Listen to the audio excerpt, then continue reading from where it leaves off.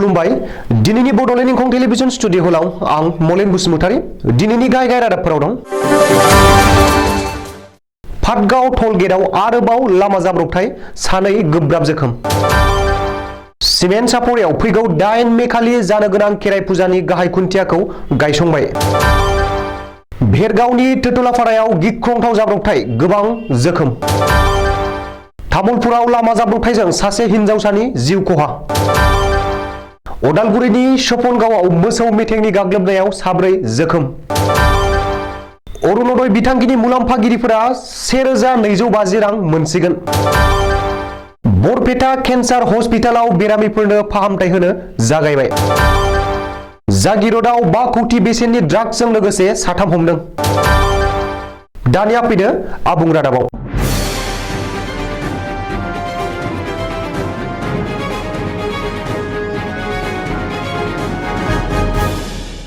क'क्राझार जिल्लानि पाटगावआव 31 नं हादरारि राजा लामानि सायाव थानाय टल गेटआव बृहस्पतिबारखालि आरोबाव गोख्रों लामा जाब्रबथाय जादों।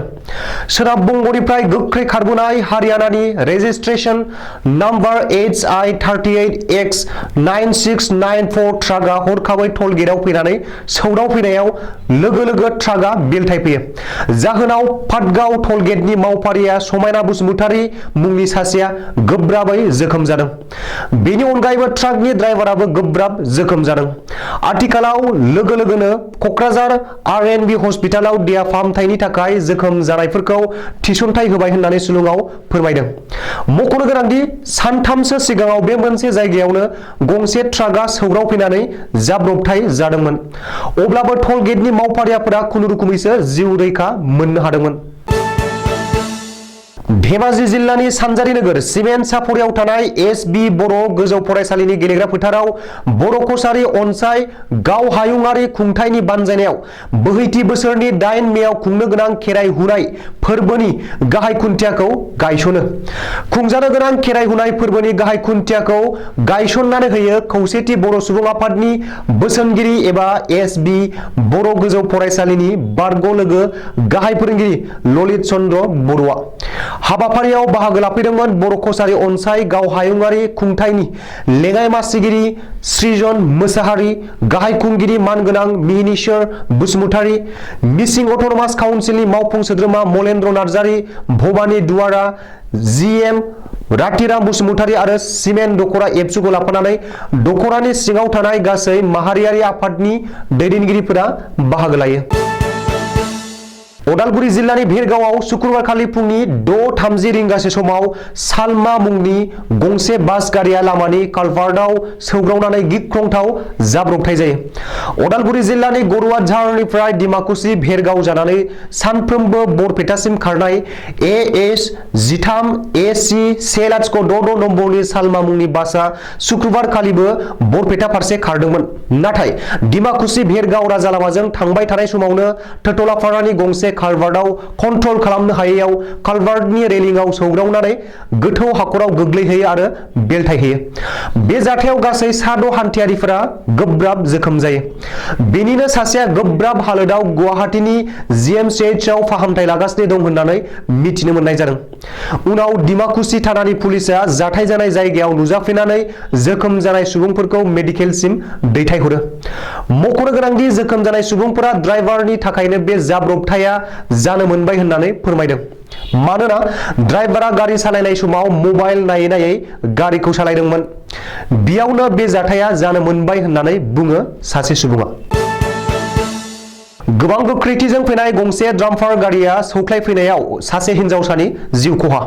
मख'जाथावदि बृहस्पतिबारखालि तामुलपुरनिफ्राय उदालगुरि लावपारा थांनाय लामायाव गोबां गोख्रैथिजों फैनाय गंसे डाम्पार गारिया सासे उन्दै हिनजावसाखौ सौख्लायफैना जायगायावनो जिउ फोजोबो आरो बे जाथायावनो हिनजावसानि बिमा बिफायाबो गोब्राब जोखोम जायो। लामा जाब्रबथायाव डाम्पारजों जिउ गोमानाय उन्दै हिनजावसाखौ प्रग्रिया सेट्री होनना सिनायथिनाय जादों। सुलुङाव मिथिनाय बादिब्ला बादिब्ला उन्दै हिनजावसाया बिमा बिफाजों लोगोसे थांफादोंमोन। बेवहायनो बिमानि आखाइखौ एंगारनानै बिफाजों खारलांनायावनो बे जाब्रबथाया जायो। जाथायनि उनाव ओनसोलनि सुबुंफोरा गोबांथार डाम्पार गारिफोरखौ लाखिना दोनना गोख्रों खुद्रिसारनाय दिन्थियो आरो गोबांथार डाम्पार गारि सालायग्राफोरनाव नांगौ जानाय गारिनि लेखा गैया होनना बुंथिदों आरो थाबैनो डाम्पार गारि सालायग्राफोरनि सायाव एक्सन लानो खावलायदों।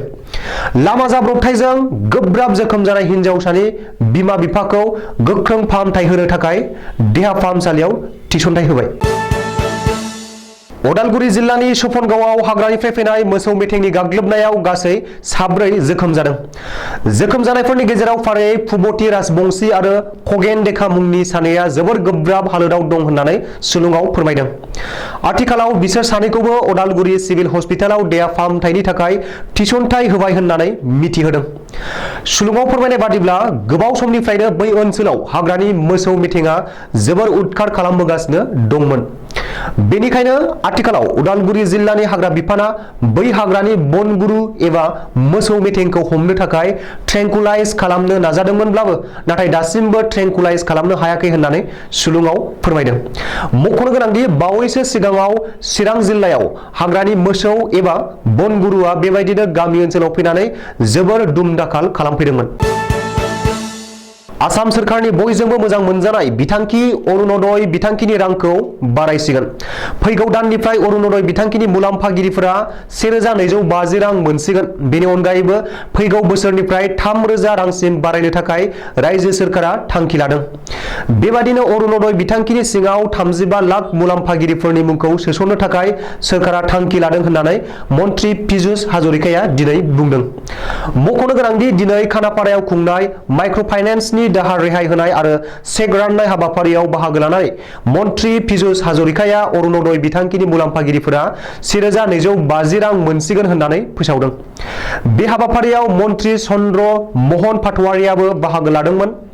पीयूष हाजरिकाया बेखौबो बुंदोंदि हादरनि दरबा रायजोनि फारिलाइयाव आसामनि मुंखौ थिसननायनि थांखि।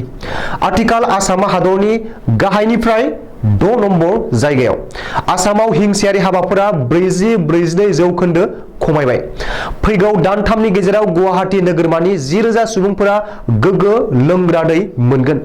बबेखानि गुवाहाटीनि हाजोआव जिउ खांनाय रावखौबो होखारा होननानैबो पीयूष हाजरिकाया बुंदों।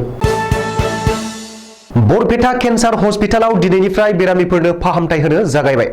दिनै फुङावनो 5 केन्सार बेरामिफोरा फाहामथाय लानो थाखाय बरपेटा केन्सार हस्पिटालाव एडमिट जाहैयो।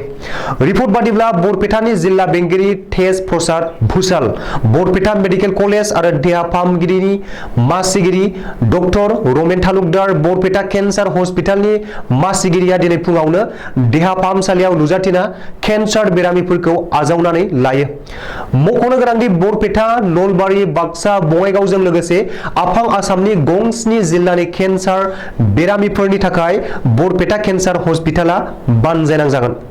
रिपर्ट बादिब्ला मैयासो गाहाय मन्त्रि नरेन्द्र मदिआ बेखेवनाय रायजोनि गं-7 केन्सार हस्पिटालाव रेडिएसन बायदि खाबुजों लोगोसे आबुं इन्टारनेशनेल लेभेलनि आरो गोजौ माननि खाबुफोरखौ मोननो हागोन। रायजोआव एन्टि ड्राग्स अपारेशना गोख्रोङै सोलिगासिनो दं। नाथाय रायजोआव खमायनायनि मुं लायाखै ड्राग्स आरो निसा गोनां मुवा बेसादनि गोसोम फालांगिया। माखासे ड्राग्स फालांगिरिफोरखौ हमनायनि उनावबो ड्राग्स माफियाफोरा खमायाखै आरो गियाखै। मिथिनो हानाय बादिब्ला दिनैबो कौटि कौटि रां बेसेननि ड्राग्सजों लोगोसे 3 माफियाखौ जागिरदआव हमनो हादों। दिनै जागिरदआव 5 कौटिनिबो बांसिन बेसेननि ड्राग्सजों लोगोसे 3 ड्राग्स माफियाखौ हमनो हादों होननानै सुलुङाव फोरमायदों। हमनो हानाय ड्राग्सखौ मणिपुरनिफ्राय लाबोदोंमोन। रैखाथि बिफाना ड्राग्स माफियाफोरजों लोगोसे NL01K9543, NL01N548 नम्बरनि गंनै ट्राक आरो AS01KC5660 नम्बरनि गंसे अट' भेनखौबो हमनो हायो। हमजानाय 3 ड्राग्स माफियाफोरखौ मणिपुरनि बशीर खान, अल्ताफ खान आरो गुवाहाटीनि जहिरुल होननानै सिनायदों। बबेखानि जागिरद पुलिसआ 3 ड्राग्स माफियाखौ गावनि जिम्मायाव लाना बे जाथायनि सायाव नायबिजिरनो जागायबाय होननानै मिथिनो हादों। दिनैनि रादाबा एसेनोसै। गोजोन्थों।